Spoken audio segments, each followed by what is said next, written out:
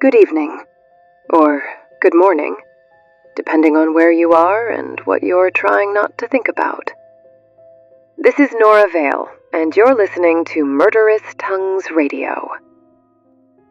Tonight's story comes to us from a room without windows, a metal table, a single light, and something placed carefully in the center, like it's waiting to be asked the right question.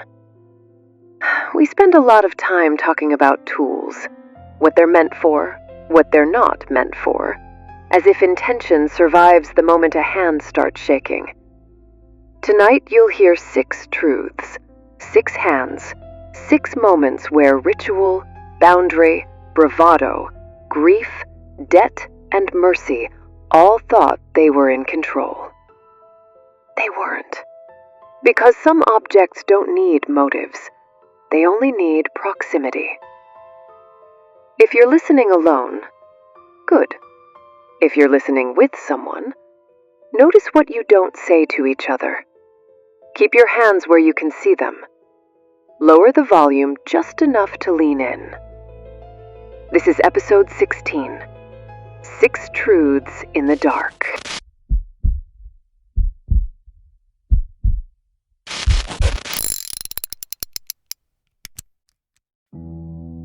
They've got me sitting under a light like I've got eyes to squint. Metal chair, metal table, metal chain tangled near my barrel like a threat I can't feel. You lean forward and call this an interview. You press the record button and say you just want the truth. 6 truths, you said. You pointed at my cylinder like a chart in a classroom. 6 shots, you said. 6 stories. Let's hear them. Fine. I don't sleep. I don't forget. I was made to keep score. Let's start where you always do, with the man who thought owning me meant nothing would ever happen to him.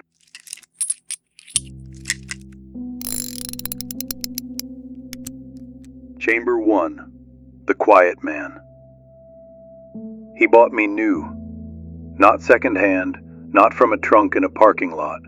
Straight from glass and paperwork and the nervous professionalism of a man behind a counter who did not like to look directly at consequence. First hand, office soft. Lotion, ink, the faint sting of sanitizer. He picked me up like a promotion letter, carefully, reverently, already imagining what I meant for him. 357, the clerk said. Good stopping power. He liked that phrase, stopping power. He tried it out under his breath. It made him feel like the kind of man who knew how things stopped. He signed where they told him, initials stacked like drywall, thin, convincing, hollow. At home, he cleared a place in the nightstand like he was setting a table for a guest. He didn't have enemies. That's the funny part. He had HOA emails and a job that sent him reminder surveys. He had a wife who drank tea in bed and 2 kids who never found the extra cookies he hid for himself behind the cereal. But the world on his screens was louder than the world in his house. Headline after headline scraped at his nerves. Break-ins, home invasions, videos where doors lost arguments. So he made a ritual. Every Sunday night, after the dishwasher sang its tired little song, after the kids sank into their cartoons and his wife sank into her book, he'd open the bedroom drawer and take me out. His hands were careful. That was new for me. He'd check my cylinder even when he knew what was in me. 6 rounds, brass glint like tiny moons. He'd thumb each one, murmur numbers as if he were blessing them. 1, 2, 3, 4, 5, 6. Everybody here. He cleaned me more than I needed. Oiled my joints until I could have whispered. He learned the weight of me the way some men learn the weight of a wedding ring. Constant, reassuring, a promise of how he wanted to be seen. He never fired me. Not once. He took me to the range once, stood there with ear protection and safety glasses and a lane number that made him feel like he'd been assigned to something official. He raised me. His hands shook. Bang, I offered.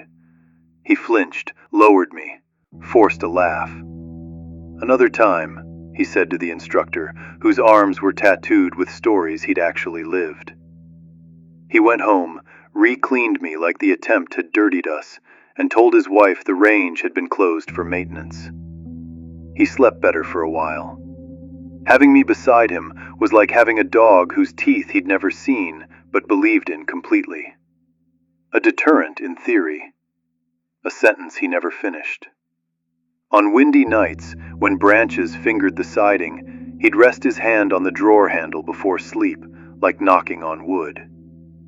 "I've got you," he'd whisper. Not to me. To the house. To his own fear. The years stacked. His kids grew tall and restless, then taller and gone. His wife's tea mugs multiplied on the nightstand. New phones replaced old ones. New headlines replaced last week's terrors. I stayed. His hands changed. The lotion smell faded. The tremor arrived, a small electrical storm in his tendons. He rubbed his fingers before lifting me now, cursing the cold, the arthritis, the years. One night, he sat on the edge of the bed, me in his lap, and said to the dark, "I never needed you, did I?" His wife, half sleeping, hummed. "That's the idea, isn't it?" He laughed softly. "Guess so."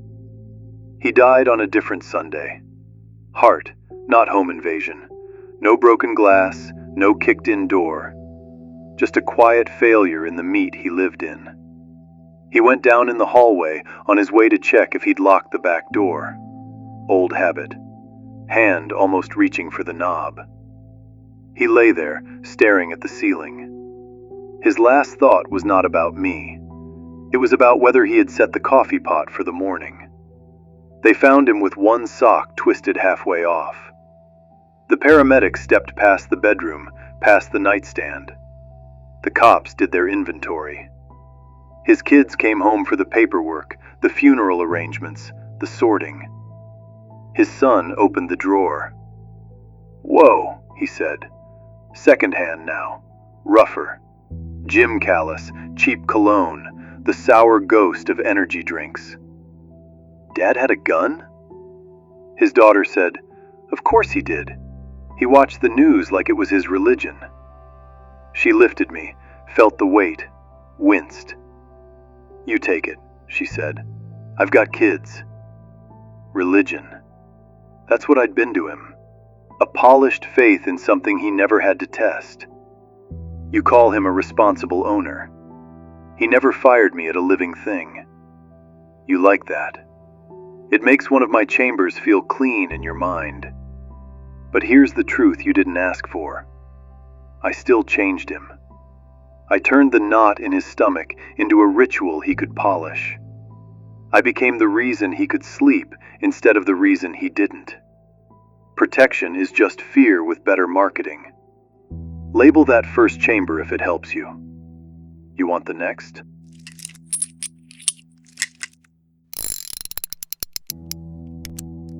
Chamber 2. The Woman Who Warned. The sun didn't wait long to sell me. Pawn shop hands, dry, stained, nails bitten low. The man behind the counter weighed me with a scale and with his eyes, decided I was worth more to him than to the boy who didn't want to think about his father's heartbeat and my weight in the same afternoon. New paperwork, new number in a ledger, new home, glass case, gun oil, fluorescent hum. She walked in angry. Anger has a temperature. I feel it in the way fingers close around my grip, not hesitant, not admiring. Transactional, like renting a voice. Her palms were small, strong.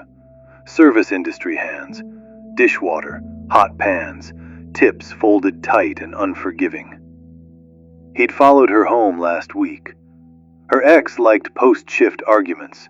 Hallways turned into courtrooms, the doorframe his witness. She'd changed her locks, but locks are just suggestions for men who believe they've memorized you. "I want something simple," she told the clerk. "Nothing fancy, just enough to make him understand." He offered her newer models, sleek black polymers with more rounds, lighter pull. She shook her head when she saw me. "That one," she said, old soul recognizing old sin. "He's scared of things that look like that." She didn't say his name. I've noticed that about the dangerous ones. They get demoted to pronouns long before they're gone. Second hand, different fit. She held me like a wrench, not a relic. At home, she watched videos on her phone. Stance, safety, how not to shoot your own foot off. The voice in the tutorial was cheerful, perky almost, mismatched to the night shift kitchen where she stood, apron still on, the smell of fryer oil clinging like accusation. She didn't polish me. She loaded me. 1 chamber, then 2, then all 6. She practiced unloading until the rounds lined her counter like small, obedient sons. She knew the weight with and without them. She knew where my muzzle was at all times. She kept me in a lockbox under the sink, behind the false panel where the roaches used to get in. "That drawer," she told herself in the mirror, pointing. "If he comes back, that drawer." He texted first. "You're being crazy. We just need to talk. You can't do this to me. You love me, remember?" She muted him, moved the phone into the bathroom cabinet like it had a contagious illness. The knock came at 2:17 a.m. 3 polite taps first. Then the low, familiar thud of a fist that knows the hollow spots in wood. "Open up," he said. "Baby, come on." Her body remembered before her mind did. Heart sprinting, lungs folding in on themselves like bad origami. But fear is a habit, and so is survival. She went to the drawer. Third hand, sweat slick, trembling. Not from lack of conviction. She believed him capable of anything. She did not yet believe herself capable of stopping it. She took me out, thumbed the hammer down like she'd practiced. When he shouldered the door, when the chain splintered from its screws, when the frame cried out in that soft wooden way, she raised me. Her arms shook. "Leave," she said. He laughed. "You're not going to shoot me." He stepped into the kitchen, saw steel, and something in his face changed. Not fear, not yet. Annoyance. The look of a man faced with a new rule he didn't agree to. "Put it down," he said. "You're scaring me." She was, but not enough. The distance between them was 3 strides and 8 years. She could feel every apology she'd ever swallowed pressing against her teeth. He took a step. She fired into the ceiling. The sound was a fist made of thunder inside a room too small to hold it. Plaster fell like dirty snow. The light fixture died in a shower of sparks and glass. A neighbor screamed through the wall. He froze. Silence in those seconds is different. Not empty, crowded. Full of choices, all of them loud. She kept me pointed between his eyes. "One more step," she said, voice flat and steady now. "Next one's your skull, not my rent deposit." He saw it then. Not me. Her. The part of her that had finally gotten tired of being a rumor in her own life. He put his hands up, backed out. Called her crazy again, because he didn't have another word that meant, "I no longer control this."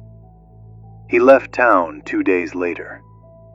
Men like him call it getting a fresh start. The police came. They came with flashlights and tired eyes. They came with forms and the assumption that everyone in the room was about to lie. She told the truth. "He broke in," she said. "I scared him off." One of them looked at the hole in the ceiling and whistled low. "Good warning," he said. He meant the angle, clean, away from anyone else. But she heard something else in it. Permission.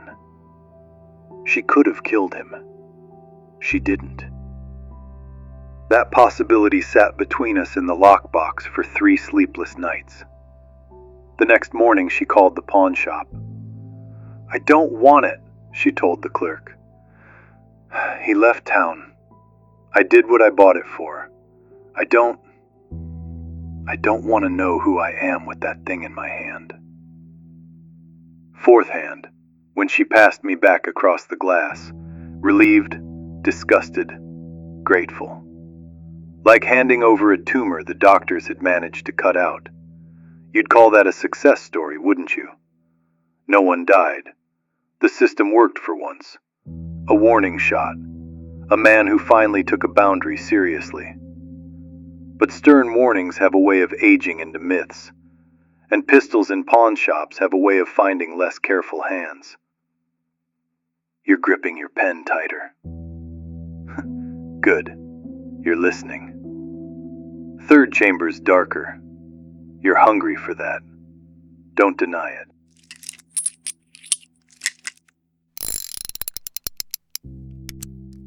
Chamber 3. Summer Game. Teenage fingerprints feel different. Sticky sometimes. Sugared. Other times they're gasoline and sweat. Ink from a pen exploded in a pocket. They all have the same tremor. Invincibility wearing its first cracks. He found me in his uncle's closet. The uncle called himself a collector. 4 rifles, 3 pistols, 2 shotguns, and a stack of magazines dog-eared like dirty magazines used to be. This boy, 18 barely, had never held death this directly before. Third hand, eager, too tight. The way you hold something you want to impress with. "Damn," he whispered, turning me so the overhead bulb smudged across my barrel. Old school. He should have put me back. Instead, I ended up under the front seat of a borrowed car, wrapped in a bandana that still smelled like weed and bonfire. They drove out to the fields, the place the town pretended not to know about. Corn high, stars higher, Bluetooth speaker clipped to the visor, spitting out bass-heavy songs about lives none of them would ever lead. "Uncle's gonna kill you if he knows you took it," one friend said, laughing. "He'll never know," the boy replied, and the word never dropped into the dark like a dare. They passed me around. Fourth hand, calloused from football, fingers fat, careless. Fifth hand, bitten nails, nicotine stain. Sixth, soft, damp. A boy who'd never even punched anyone and didn't like the way my weight argued with his wrist. "Careful," my boy said. "It's loaded." He said it with pride. He didn't know how true it would become. They fired at beer cans first. 1 shot, 2.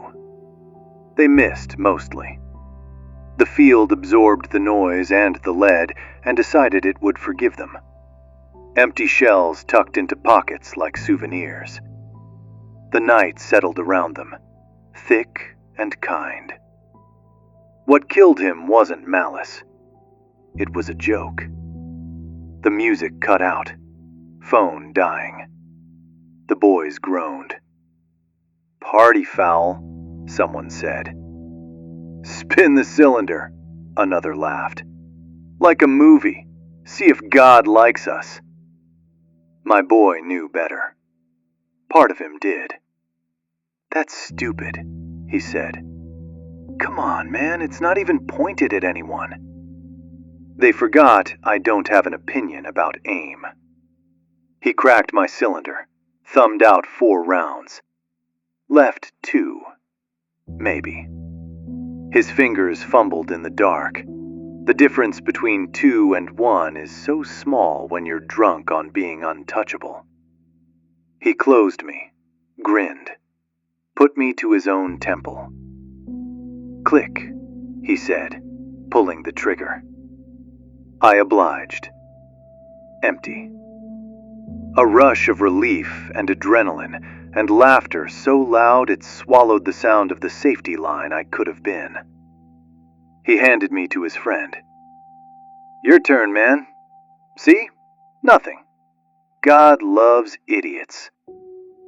4th hand again. Heavy. Clumsy.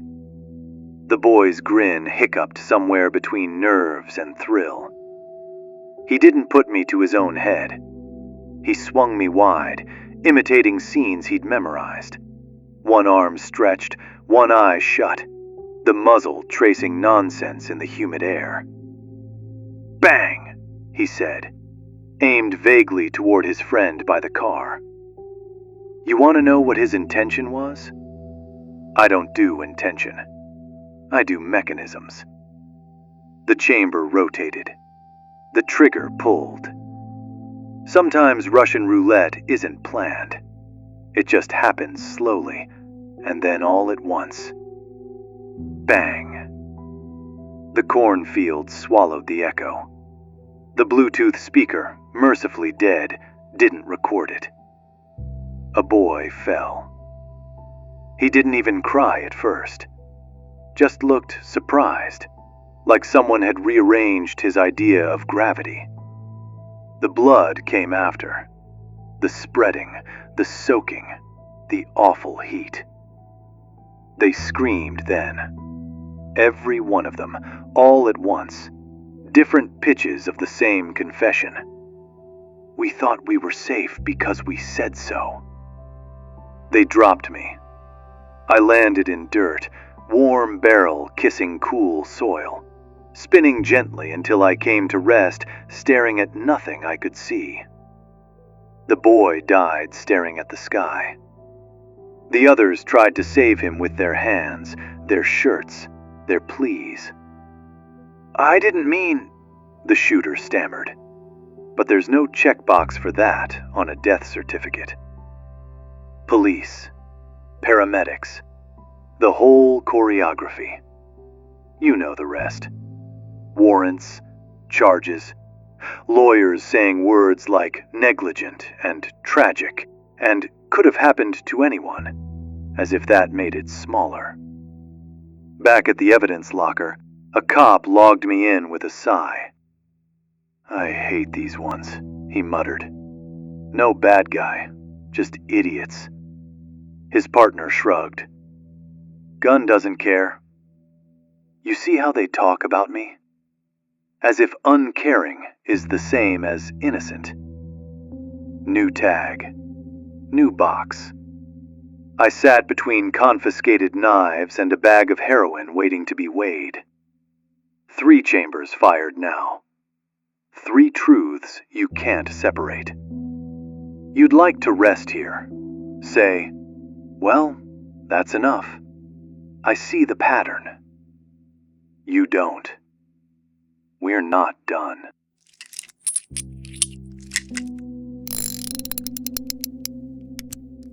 Chamber 4.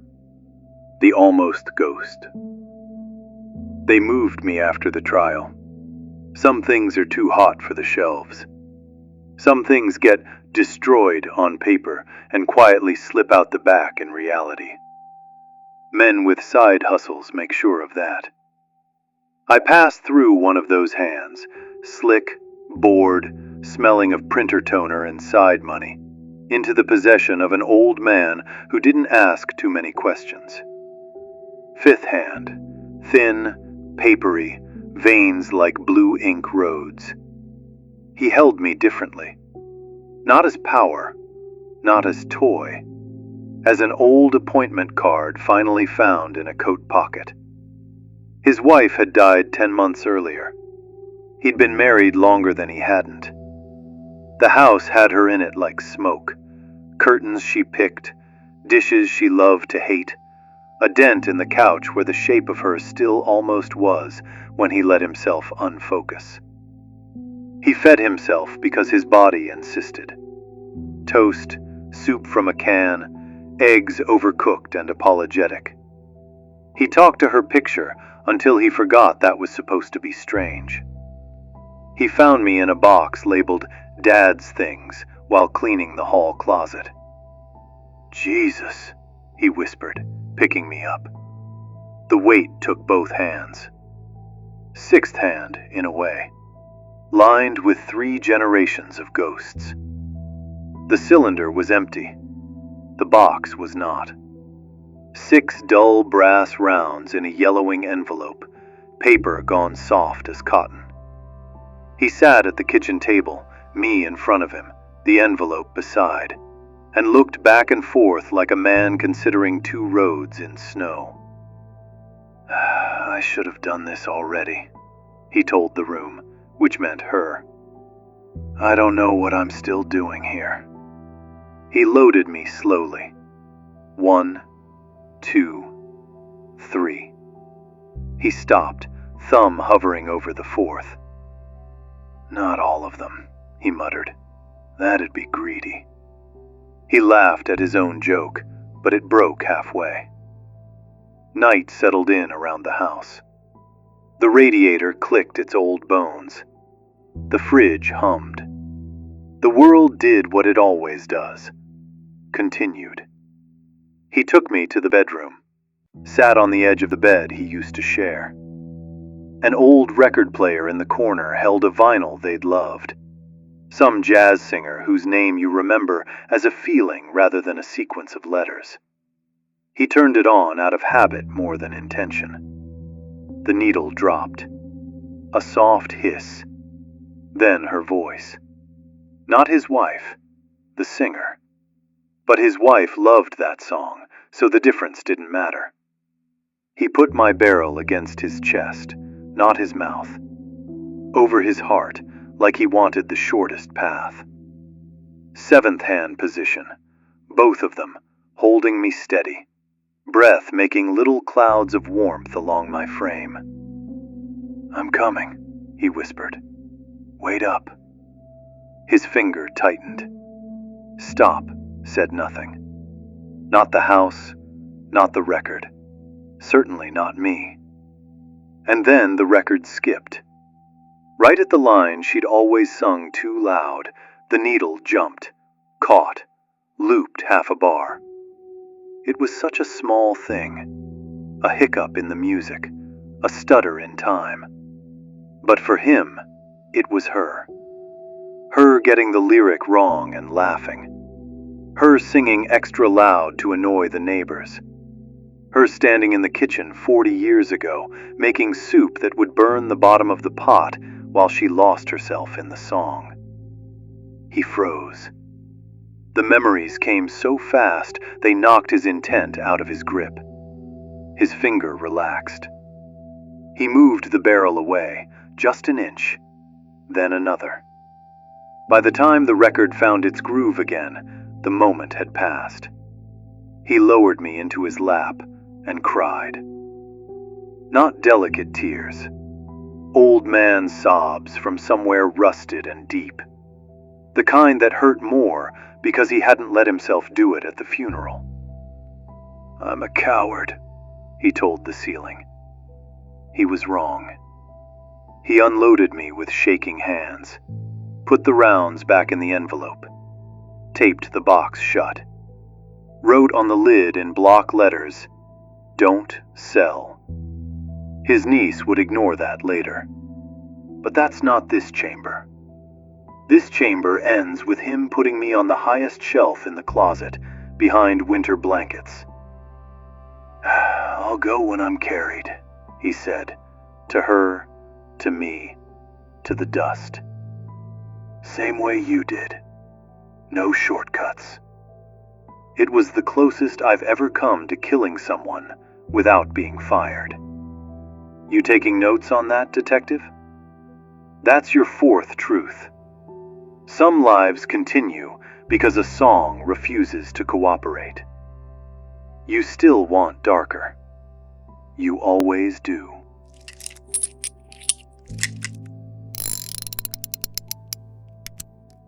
Chamber 5. Corner store. The niece needed rent. She took the box to a Show That Smile pawn shop where the man behind the counter didn't care about the words, "Don't sell," only about the weight inside. Back in circulation. Seventh hand. Jittery. Young, but not in the golden way, more in the scratched DVD way. Missed sleep, missed meals, missed chances.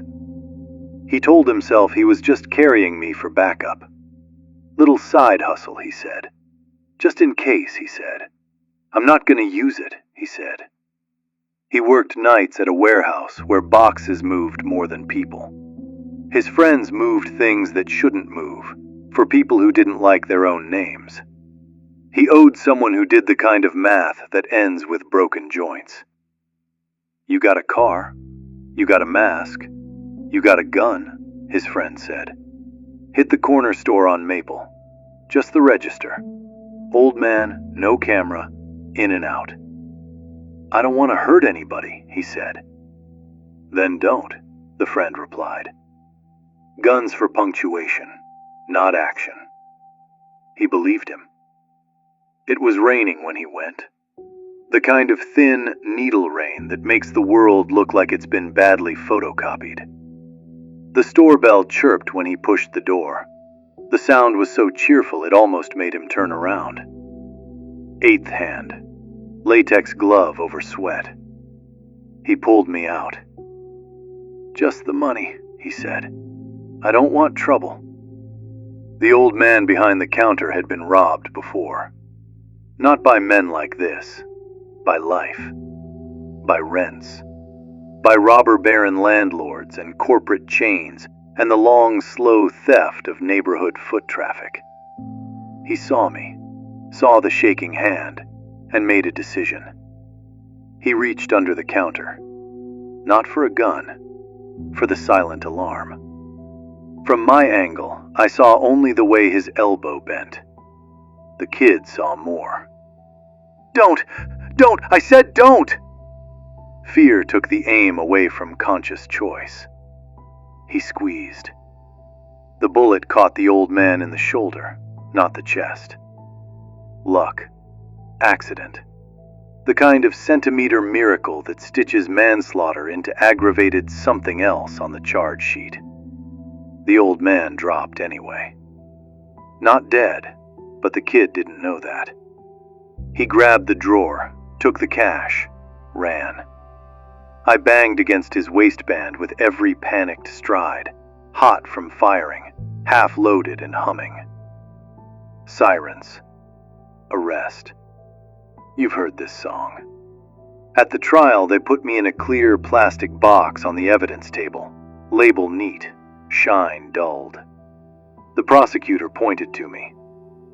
This, she said, is the instrument of intent. Funny word, intent. I was picked up with 2 fingers by a gloved technician, held aloft for the jury. They looked at me like you're looking now. Fascinated, repulsed, certain I held some answer they couldn't phrase. I didn't. I'm not the instrument of intent. I'm the proof that it existed long enough to make a sound. 5 chambers discharged now. You're staring at me like you can see them. All those ghosts stacked in my metal. Ready for the last one? You'll like this one least, which is why you need to hear it most.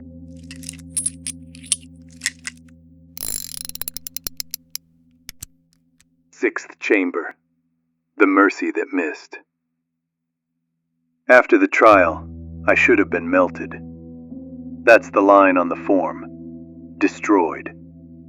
Instead, the officer logged me into a different box.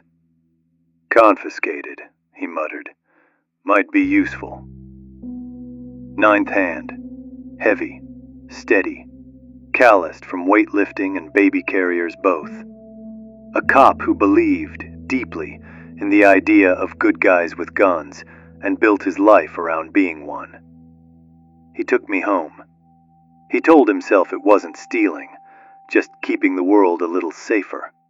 One extra bullet closer to justice. He slid me into a drawer beside unpaid bills, a photograph with its corner torn, and the quiet certainty that someday he'd be the one who arrived too late. His neighbors, you know this house. Thin walls, loud arguments, apologies that never lasted through the weekend. One night, it got louder. Not the usual shouting then sulk, something sharper. A scream cut short. A crash that wasn't a dropped plate. The weight was wrong. He took me from the drawer, determined, shaking for a different reason now. He'd reported it before, once, twice. Watched his fellow officers show up, talk calm, leave, and the next week, the bruise just moved. Next time I'll handle it, he'd told himself in the mirror. Tonight was next time. He banged on their door. "Open up! I heard her! I'm coming in!" No answer. He should have waited. Called it in. Let on-duty uniforms handle it. He didn't. The door wasn't even locked. He pushed it open, stepped into a hallway that smelled like fear and spilled beer. A lamp lay on its side, light spilling wrong across the carpet. "Tom? Jess?" From the bedroom, a scuffle. Furniture against drywall. A muffled sob. He moved. I rose in his hand, barrel leading the way training had taught him. Heart pounding so loud it shook through the frame of me. He saw a figure on top of another. He saw movement, violent, desperate. He saw a flash of something metallic in the half-light. He didn't wait, didn't breathe, didn't ask. He fired. Bang! The echo rearranged the air. Then, silence. Thick, wet, absolute. And then, a sound he hadn't expected. A gasp. A single thin breath that broke apart before it reached the air. The woman, the one he thought he was saving, arched once, then folded in on herself. She slid sideways half off the bed, her hand still clutching a phone that glowed against the floorboards. The husband screamed. Not words, just the noise the body makes when the story changes too fast. The light from the phone painted her cheek in cold blue. The metallic glint? The phone itself. She hadn't been attacking. She'd been trying to get away. He'd seen them tangled, her pushing, him pulling, the violent blur of limbs that, from the doorway, looked like one body doing harm to another. He'd walked into a moment halfway through and finished it wrong. Mistook struggle for assault, desperation for threat, reflex for reason. He didn't move. Couldn't. The echo was still rearranging the air, trying to make room for what he'd just done. Jess lay half off the bed, eyes open but unfocused, mouth trembling with what her lungs no longer had time to say. Blood patterned the floorboards like something deliberate, a map trying to explain itself. The husband backed against the dresser, stunned and animal. "Jesus Christ," he gasped, voice shredded. "You shot her! You—" His body folded under the words. "You shot my wife!" The cop didn't answer. He pressed his palm against the wound, tried to hold her in the world with pressure and regret. Her pulse fluttered under his fingers, then didn't. The phone kept ringing. He looked at me as if I could undo what I'd just done. His reflection in my cylinder, a warped, flickering face that didn't yet belong to the word killer. Then training took over, the worst kind of instinct. The kind that arrives too late but still insists on protocol. He called it in. "Officer-involved shooting," he said, voice skipping over calm. "Civilian down. I need..." He couldn't finish. I weighed heavier in his hand than I ever had in anyone's. Sirens answered before the dispatcher did. They found him still kneeling on the floor when backup arrived. His hands were red. His voice, quiet. "I thought she was in danger," he kept saying. I thought he was going to kill her." The other officers pulled me from his grip like they were taking a knife from a child. The husband was alive but shaking, blood on his thigh from where the bullet had ricocheted through wood. He pointed, trembling. "She was running. She was trying to leave. He shot her." Someone took photos. Someone measured the distance from the doorway to the bed. Someone bagged the phone. The same metallic glint that had rewritten 3 lives in half a second. The lights strobed across the window, painting the room in red and blue. The 2 colors guilt wears when it needs paperwork to survive. Interrogation, fluorescent hum, plastic chair. He sat where he used to sit suspects. "I'm not a bad man," he said. The recorder clicked. "I believed I was helping." He said it again, then once more. Belief doesn't fade with repetition. It just thins. They ask the questions like prayers. Did she have a weapon? Did you issue a verbal warning? Were you under the influence of any substances? Did you fear for your life? Each time he said no, his voice got smaller.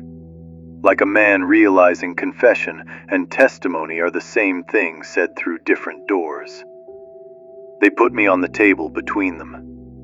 The lead investigator studied me the way you study a mirror that only reflects mistakes. "1 round fired," she said. "Clean shot. No malfunction." Her tone meant human error. That's what they always call it when it's easier than saying tragedy. The camera in the corner blinked red. The cop looked at me and whispered, "I was supposed to save her." He was charged. Negligent discharge resulting in death. The department offered condolences. The news ran the story for 3 days, then something else replaced it. They used his academy photo, the one with the easy smile. The neighbors left flowers on the porch.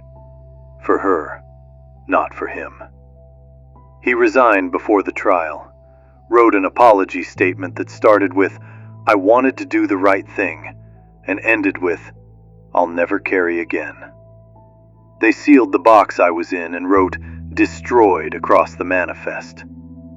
That word again. Heavy ink. Light meaning. Now I'm here. Under your lamp. On your table. "That's it?" you ask. 6 chambers? 6 stories? You want a pattern. A moral. Something you can write down and call closure. You want to believe I become a different thing in each hand. Here's the truth you keep circling but won't look straight at. I don't change. You do. In the quiet man's hand, I was ritual. In the woman's, boundary. In the boy's, bravado. In the widower's, an exit wound waiting to happen. In the corner store, I was debt. In the neighbor's, I was mercy with bad aim. Same metal, Same weight. Same mechanics. The only thing that shifted was the story wrapped around me. So what are you really? You've been taking notes for an hour, and you're only now asking the right question.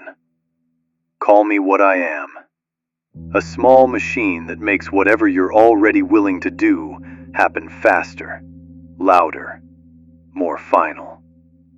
You want to lock me up, melt me down, pass laws about how I'm stored.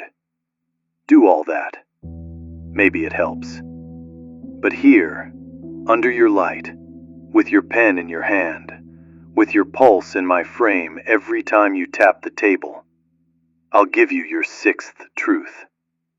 You could put me in a river. You could bury me deep. You could snap my spine and scatter my parts. And still, in some other room, some other hand will pick up something newer, shinier, with more rounds and less weight, and say, I just want to feel safer. They will call it protection. They will call it power. They will call it mercy, justice, fun, necessity, accident. Tools don't keep stories, you like to say. People do. You're wrong. I keep every story you squeeze through my trigger. You just keep pretending each one is the last. You click off the recorder. The red light dies. The silence that follows feels armed. You sit back. The room hums, the vent, the bulb, the blood in your ears. Anything else you want to add? You ask. Just this. You came in here thinking you were interrogating a gun. Whole time, you were loading yourself. That was episode 16 of Murderous Tongues, 6 Truths in the Dark. If it stayed with you, that's because it wasn't really about the gun. It was about the moment before a decision becomes permanent. About how fear dresses itself up as preparation. About how mercy, justice, protection, and accident can all sound the same. Right up until they don't. Objects don't confess, but people do, sometimes without realizing they're speaking. And listening, well, listening changes things too.